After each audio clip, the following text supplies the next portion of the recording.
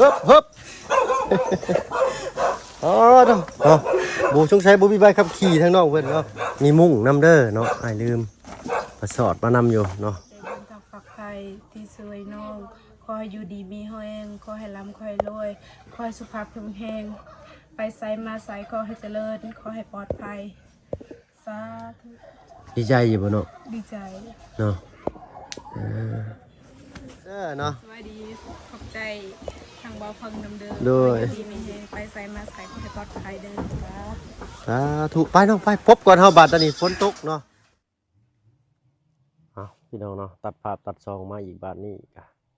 อยู่ทางเขาบ้านน้องหัวพี่น้อยเนาะพอดีทางบ่อเพิ่งเนาะมีผู้ใหญ่ใจดีมอบไม้ให้ทางบ่อเพิ่งเป็นสะพานบุญให้เนาะทางบ้านน้องบุตรเพิ่นพี่น้อยเนาะมีนี่แหละเสียศาสตร์มอนมุ่งเนาะทางบ่อเพิ่งกับคนเขามาได้สำนี้พี่น้อยเนาะยังอีกพี่น้อยเนาะทางบ้านน้องบุตรนี่ยังเหลืออีกอยู่เนาะคอยถ่าให้น้องเพิ่นออกมาหาบไปซอยกันก่อนพี่น้อยเนาะเอามากับลุงเฮิมมันก็นี่ป้าโตพี่น้อยเนาะลากสิรถจักรมาโตเข้ามาเกือบบ่ได้พี่น้อยเนาะค่อยๆทยอยออกไปเอาอยู่หน้าทางนี่แหละพี่น้อยเนาะเอาฝนก็ตกพี่น้อยเนาะตกสุดเช้าเลยเนาะอันนี้ก็บ่เช้าเลยได้อันนี้ก็ประมาณเกือบเที่ยงแล้วพี่น้อยเนาะตื่นมาก็8:30นกินข้าวอาบน้ำกินข้าวกินน้ำอยู่เซโปแล้วก็ซื้อข้าวซื้อของแล่นขึ้นมานี่พี่น้อยเนาะป้าโตเนาะเพื่อสิเข้าไปฮอดเนาะให้ทางน้องบุตรเพิ่นเอาไม้คานหาบน้ำมาหาบเอาของก่อนพี่น้อยเนาะสิเบิดสิบ่เด้เนาะเอ้าบ่เบิดเป็นจังไดก็สิถือไปนำกันเนาะก่อนอื่น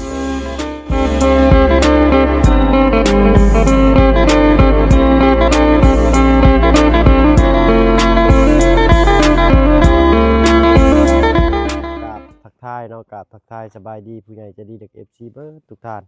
ที่เข้ามาหับมาชมช่อง YouTube บ่เพิ่งเคยหลายคือเก่าเนาะบ่ว่าฝั่งไทยฝั่งลาวเลยก็ทั้งฝั่งต่างประเทศก็ยินดีต้อนรับเข้าสู่ช่อง YouTube บ่เพิ่งเคยหลายเช่นเคยพี่น้อยเนาะจะว่าได้ยินหรือบ่เนาะเนาะมีทางแม่ใจดีทางฝั่งไทยพี่น้อยเนาะมอบไม้ให้บ่เพิ่งเป็นสะพานพุนต่างหน้าให้เนาะมีผ้าห่มอยู่หาพื้นเนาะแบบนาๆเลยพี่น้อยเนาะหาพื้นเพราะว่าใกล้สิเข้าหน้าหนาวมอนหรือหาใบเนาะสาดปูหรือว่าเสือปูที่นอนนะเสือนี่ก็2เนาะยังอีกพี่น้อยเนาะยังเข้าอีก1กระสอบเนาะทางรถบ่เพิ่งเอาเข้ามาบ่เบิดเนาะเพราะว่ามีลุงเฮิมติดรถมานำรอบนี้เนาะแต่ลุงเฮิมก็8-90แล้วพี่น้อยเนาะแต่สำหรับอันนี้บ่ค่อยนักปานใดแต่ผ้าห่มนี่ก็นักอยู่ได้พี่น้อยเนาะแบบนาเลยจังได๋ก็ไปลุ้นกันพี่น้อยเนาะอยู่แหละอยู่บ้านซองของน้องบุตรเนาะไปค่อยๆถ่าทางน้องเพิ่นจักหน่อยพี่น้อยเนาะเดี๋ยวถ้าบ่เพิ่งสิพาย่างเข้าไปเบิ่งถนนหนทางเลยพี่น้อยเนาะก่อนเพื่อสิเข้าไปฮอดบ้านน้องเพิ่นนี่ป๊าดเนาะถ้าบ่เพิ่งก็ได้เอาลงหลายคลิปแล้วแหละพี่น้อยเนาะการเดินทางเข้าไปนี่ก็แต่ว่าช่วงนี้ก็ฝนตกมื้อเช้านี่ก็ตกเนาะเดี๋ยวสิพาไปเบิ่งอีกพี่น้อยเนาะไปจังได๋ก็ฝากติดตามรับชมนำนี่เด้อพี่น้องเด้อเนาะไปค่อยๆถ่าทางน้องบุตรอีกจักหน่อยพี่น้อยพี่น้อยเนาะมาแล้วทางน้องบุตรเฮานี่ได้ฝากให้รถไถเพิ่นไปได้บ่น้องได้บ่เนาะเนยสบายดีน้องเอ้าติดอันระเบิดแน่ปาโตเนาะบอกทางเบาไล่ว่าให้อันเพิ่นเข้าไปก่อนกินนี่ว่าให้เอาไม้คาดออกมาซึ่งใส่ลืมบอกควักรถไถเพิ่นเลยให้เพิ่นเอาเข้าไปให้ได้บ่น้องเอาลงเฮือนน้องหัวเนาะเพิ่นบ่ว่าจังซี่เอาลองโบกเพิ่นอยู่ว่าเพิ่นสิให้ไปนำอยู่บ่ใส่ทอดเจ้าเนี่ยใส่ทอดเจ้าเนี่ยใส่เนาะโอ้ไปซะโดยไปคนน้องอึ๊บไปนักเด้อตัวเด้อเนาะอึ๊บ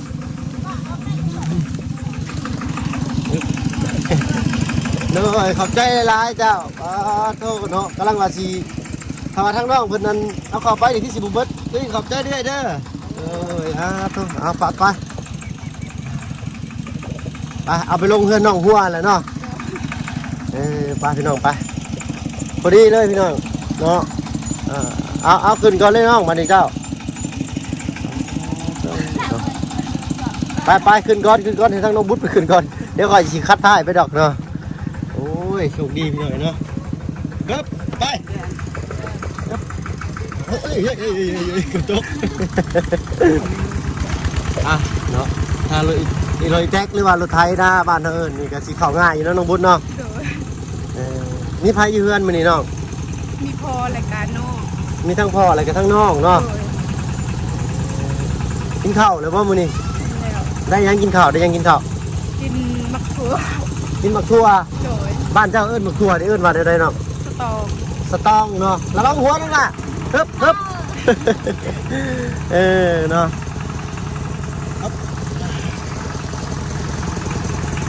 ทั้งเอื้อยเพิ่นมาได้ใช้เอื้อยนี่ นี่เฮาจะไปซีเขา อ๋อไปชี้ข้าวชี้อยู่บ้านใดเจ้า นี่มีทองนี่แหละ อ๋อเขาไปชี้อยู่เก่งทองโดยทั้งเอื้อยมาแต่บ้านใดก่อนเนี่ย อันแกลง บ้านกระแลงมาชี้อยู่เก่งทองเนาะอ๋อตัวทางบางยังยากเนาะปึ๊บ ตาย นี่แหละพี่หน่อยเนาะถนนหนทางตัวใครในตลาดไทยอันทางเอื้อยใจดีก็อ้ายใจดีเพิ่นเข้ามาคำสั่นแหละที่ได้พากันนวดขี้ต้มก็น้องบุญบ่ให้เว้า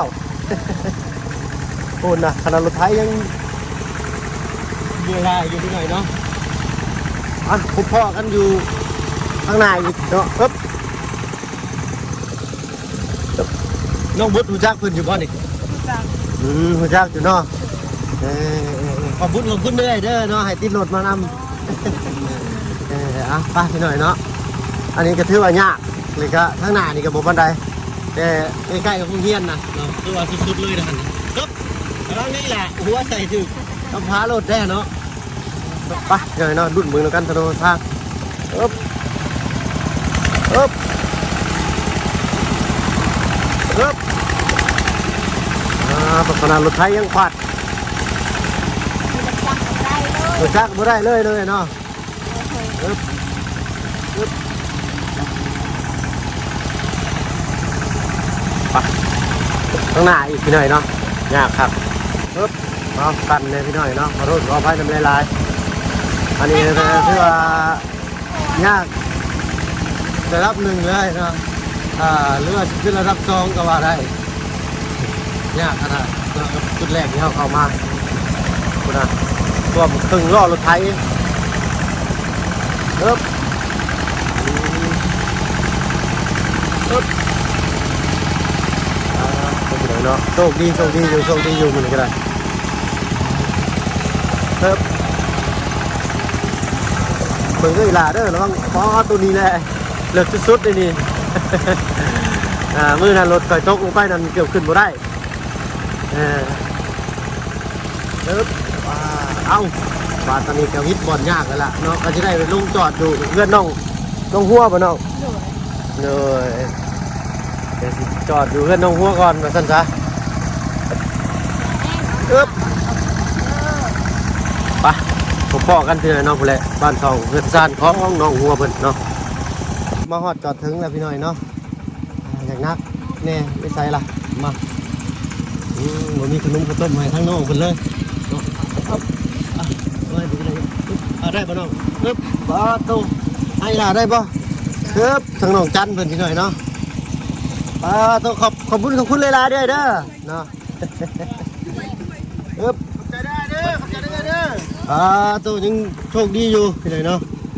พบพ่ออันทั้งอ้ายเพิ่นเข้ามาพอดีเกือบแม่นว่าสบายดีเจ้าโดยว่าตัวพี่หน่อยเนาะเอาบาดนี้มีแต่เฮา4พุ่นแหละ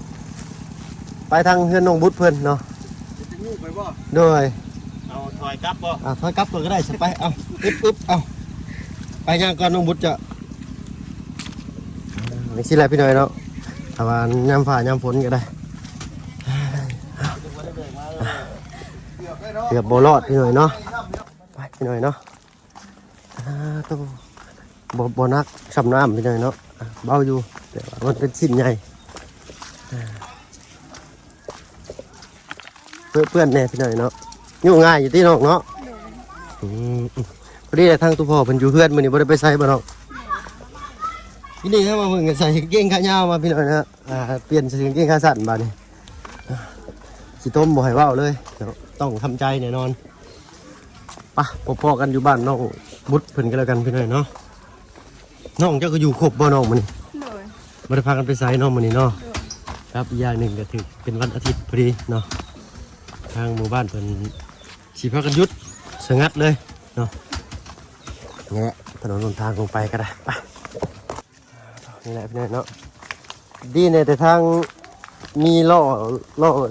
อยู่ทางบ้านนองหัวเพิ่นหรือว่าบ้านนองหัวอะไรพี่น้องเนาะใช่ได้ปกติคือเก่าเนาะรอเข็นกับบุคคล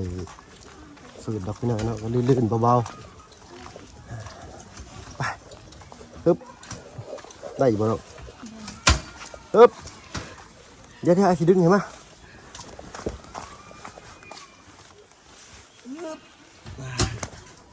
ไป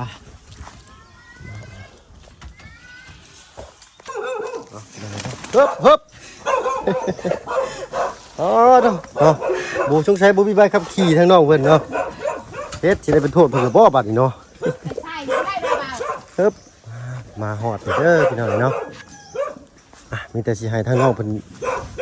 คนขึ้นเนาะก็ไอ้สิจับให้ดอกรถเด้มีมุ้งนำเด้อเนาะไอ้ลืมมาสอดมานำอยู่เนาะเอาตามอันนั้นจุดประสงค์ของทางแม่ใจดีทางฝั่งไทยเพิ่นพี่น้องเนาะเพราะผมนี่พื้นใหญ่เลยหนาๆเลยเนาะตามจริงเนี่ยเอาสัก4พื้นก็ได้เนาะแต่4หรือ5เนาะแต่กระมอนอีก5ใบเสืออีก2พี่น้องเนาะแต่ยังมีอีกเด้อทางน้องบุดเด้อเนาะเดี๋ยวเอาไว้เป็นมื้อหน้าเนาะเราถ่ายฝนเช้าก่อนนี่ก่อนจอดรถไว้ก่อนเนาะไปพาทางอ้ายขึ้นไปเบิ่งเพื่อนซ่านบ้านซองนี่เพราะดังๆก็ได้เด้อน้องบุดเด้อเพราะว่าไม่อ้ายบ่อยากคอยได้ยินปานใดเนาะโอเคมีคนอยู่เฮือนอยู่บ่นี่เนาะทางบ่เพิ่งยังบ่เคยขึ้นไปจักเทื่อพี่น้อยเนาะบ้านซองเงินซ่านทางน้องบุดเพิ่นเป็นครั้งแรกใส่เกิดขึ้นไปรถบ่อนี่ป๊าดทุกลึกกะลีนี่เนาะเอาทางแม่น้องอินเตอร์เพิ่นโทรมาจักหน่อยก่อนเด้อทางแม่น้องอินเตอร์เอ้ยอึ๊บเป็นชานไม้ไผ่พี่น้อยเนาะใส่น้องใส่อยู่ผู้เดียวเลยบ่มื้อนี้หรือแนวใดนี่ทางตุพ่อเด้พอไปโฮม อ๋อไปอัน ไปนมัสการ โดยไปนมัสการเพราะว่าวันอาทิตย์เด้อพี่น้องเนาะทางน้องอย่าได้สละเอาไอ้ขออนุญาตขับเลยกันแล้วกันเด้อนี่ได้พี่น้อยเนาะครั้งแรกพี่น้อยเนาะทางบ่พึ่งเข้ามาหรือว่าได้ขึ้นเฮือนทางน้องเพิ่นศาสตร์อันนี้มีพื้นเดียวเนาะโดย อันนี้มีอีกเนาะทางพี่เพิ่นว่าให้ซื้อเข้ามาอีกเนาะฮ้อนเนาะกระเต้าเนาะทางน้องเจ้าก็บ่อยู่จักคนเลยโดยอันนี้ได้สบุรีประตูบ่น้องเนาะเอ้าได้ซะนะยาย อายะบ่ โดยมันใหญ่เจ้านี้โดยระวังเด้อมันใหญ่เด้อให้สบายดีเด้ออายะเด้อโดยเอาค่อยๆย้ายค่อยๆเนาะนี่เจ้านั่งข้างร้านเบิ่งอยู่หาเนาะไอ้บอกช่วยบอกเนาะไอ้แท็กรู้ได้บอกไอ้แท็กเนาะของทั้งหมดทั้งมวลนี่เด้อน้องบุตรเด้อเนาะก็บ่เป็นของอ้ายดอกเด้อเนาะเป็นของทางแม่ใจดีทางฝั่งไทยเพิ่นเนาะเพิ่นได้เบิ่งคลิปแล้วเพิ่นอยากสดอยากสวยเจ้าเนาะผ้าห่มก็มีซำนี้เนาะอยู่เฮือนเนาะเสื้อผ้าได้ซะซำนี้หน่อยเนาะเป็นครั้งแรกที่บ่เพิ่งขึ้นมาเฮือนน้องเพิ่นเนาะอันนั้นก็เป็นเครื่องมือทำมาหากินทางตู้พ่อเพิ่นเนาะเบ็ดใส่ก้างว่าซั่นซะสบายดีอีกเทื่อนึงเด้อย่าเด้อทางลูกมีชื่อว่าบ่เพิ่งเคยลาเด้อย่าเด้อบ่ฮู้ความเป็นตะเพงได้อย่าเพิ่นนี่เนาะจักปีเลยน้องอายุเพิ่นจักปีเลยได้ประมาณ80ปีวันนั้น80งานก็จุ่มตู้ยังหันยังแห้งอยู่เนาะโดยสุขภาพร่างกายแข็งแรงเนาะยายเนาะก็มีแต่สิให้ทางน้องบุตรตั้งมุกตั้งใจขอบบุญขอบคุณทางแม่ใจดีทางฝั่งไทยเด้อเพิ่นบ่ได้ประสงค์ออกนามเพิ่นให้บอกแต่ว่าแม่ใจดีทางฝั่งไทยเนาะทางอ้ายนี่ก็มีแต่เหือแต่แห้งเนาะมาสดมาสวยถ่ายคลิปถ่ายภาพให้ ผู้ใหญ่ใจะดีเพิ่นได้เบิ่งเนาะ โดย อ้ายก็ได้เป็นอาสาตั้งหน้าสะพานบุญให้เพิ่นเนาะโอ้ดีอกดีใจหลายพี่น้อยเนาะ โดย มีแต่ตั้งมกตั้งใจเลยก็พนมมือขึ้นใส่หน้าอกเลยก็ขอบบุญขอบคุณทางแม่ใจดีทางฝั่งไทย ใจ เนาะ เด้อที่แม่ใจบุญทางฝั่งไทยที่ช่วยน้องขอให้อยู่ดีมีแฮงขอให้ร่ำขอให้รวยขอให้สุขภาพแข็งแรงไปไสมาไสขอให้เจริญขอให้ปลอดภัยสาธุ สาธุเนาะดีใจอยู่บ่เนาะ ดีใจ เนาะน้องเพิ่นก็เสียงอยากเปลี่ยนในความที่ดีใจเนาะ โดย เสียงสั่นนี่เมื่อยบ่จักหรือว่าดีใจ โบดีใจแฮง ดีใจเนาะ โดย ได้อันสิ่งที่ใช่ที่จำเป็นเนาะเอาน้องเอาศาสตร์เอามาเบิ่งอยู่เนาะมี2พื้นได้มาครบหรือบ่เนาะ ไม่ดังคนมา โอเคเนาะใหญ่อยู่พี่หน่อยเนาะมีศาสตร์อยู่2พื้นเนาะทางมาเพิ่งได้จัดสรรมาให้มีมอนอีก5ใบนับเบิ่งอยู่น้องครบอยู่บ่5ใบ โดย มีมุ้งอีกอันหนึงนะอันสีม่วงๆนะโอเคนั่นละเนาะขนาด4เมตรเนาะคือสินอนกันเบิดอยู่ปกตินอนจักคนเลยเนาะ 2 คน 2คน โดย ผ้าห่มนี่ถ้าว่าได้กะน้องจะได้เพิ่นไปนอนใช่ซะเนาะ นอนเรื่องนี้ ให้เพิ่นถือไปนำก็ได้เนาะ โดย หาพื้นเลยพี่หน่อยเนาะแบบหนาๆเลยเบิ่งเอาลงมาเบิ่งอยู่น้องจากอันพื้นหนึงก็ได้อันใดก็ได้อันนี้ก็ได้อ้าวนี่ได้ใส่ทั้งนอกเป็นแกะเนาะแล้วเฮาก็เอามาทุลักทุเลแน่พี่หน่อยเนาะ ยาว กระเป๋าก็อยากขาดแน่ฮึบพื้นให้เพิ่นเบิ่งอยู่เนาะฮึบโอเคป้าตู้บักหนาๆเลยบักนักๆ เดือยาว เนาะพอดีแหละหน้าหนาวซ้ำบาทนี่เนาะเอาถ้าว่ามันแดดมันยังกะพึ่งไว้ก็ได้ เป็นคนนุ่มนิ่มเนาะตามที่ทั้งเมย์ใจะดีเพิ่นทั้งฝั่งไทย อยากจัดสรรมาให้เนาะขายคนแกะเลยเนาะแต่ว่าเป็นผ่ากำมะหยี่แล้วพี่น้องเด้อเนาะถือว่าหนานักเนาะซักนี่ต้อง2คนซักกับพื้นหนึ่งผู้เดียวย่อบ่ขึ้นเนาะน้อง เอาเนาะทางอ้ายก็สิขอตัวลำลาไปทางอื่นก่อนได้บัดนี้น้องเด้อเนาะผู้และมีแต่เมื่อบ้านซองของน้องหัวเพิ่นเนาะทางน้องไปบุญกับบ่อยู่ซ้ำเอ้ามีแต่เก็บไว้จบเจือจบซีดีงามก่อนก็ได้น้องเนาะเฮาจังไป จานเลย ทางน้องมันเก็บไว้ก่อนพี่น้องเนาะ นัดเจาะแล้วตะกี้ เอาอันนี้มันขาดแล้วบ่ใส่ก็ได้เอาไว้ให้ทางน้องจะใส่เลยเนาะหรือว่าไผสิใส่สีหยังก็เลือกเอาศาสตร์นี่ก็ซื้อมาเติมอีกช่องพี่น้อยเนาะให้ทางเพิ่นได้ปูสั่นซะ ก็เลยแปลงกันละ บ้านให้พูด เราดูรูปนะ อันน่ะเอาไว้ในอันเจ๊ๆเนี่ยก็ได้หน่อยเนาะเอาไว้ตามที่ว่ามันสิบ่ไปใส่ตีเนาะเอามุ่งก็น่าสิกลางเบิดอยู่เนาะทางพ่อเพิ่นไปร่วมพี่น้อยเนาะเลยบ่ได้เห็น โอ้ยเรียน ทิ้งไว้ เท่าในใจชอบ โอเคไปมีเท่าก็มีแต่ผู้และสิได้พากันกลับไปบ้านซองเงินชานของน้องหัวเอารถเบ็ดรถเก๋งเปิดประทุนมาส่งเพิ่นเนาะ โดย ไปจ้ะพี่น้อยเนาะพ่อด้านล่าง เบิกไหนลูกให้นี่ โดย ไม่ได้บายในอ้ายอันมัน โดยอันนี้เป็นสาวบ่ ล้านเนี่ย โดยกระสันทางลูกไปทางอื่นก็เด้อเนาะสบายดีเจ้า แปะเบิก โดยเฮ็บเอาปล่อยเด้อน้องเอ้ยเนาะคอยขึ้นนี่ยังบ่บันไดพี่น้อยน้องบุดขึ้นนี่คอยเราย่านลูกคอยนี่